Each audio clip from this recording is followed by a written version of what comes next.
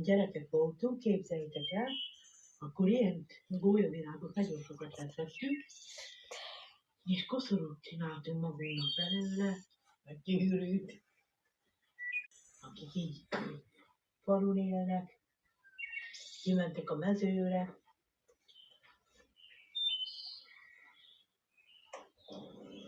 Milyen sok van. Na, te meg már itt megcsináltad, hú, de jó. Most jó egyenes botok. Gyümölcsfából pörögjó, mint az éppenséget epelfavaj.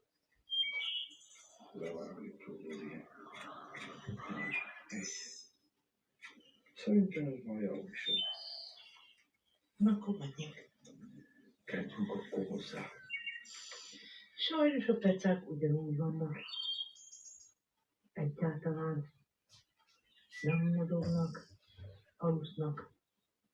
Halak is alusznak. Lehet is fáznak, mi?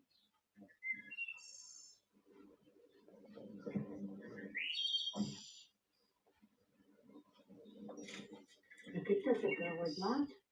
Magamnak nem? Miért nem? Hát, nekem nem tesz jól. De itt jó lenne. Hát itt egy 2-3 kis darabot teszek el. Magamnak is. De most melyiket teszed a búzat? Tehát vagy a füstös? Hát mind a kettőből.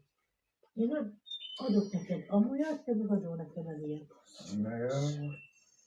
Hát, több bátor, hogy bűség, hogy mi már a halász lejfog készülnek benne abból.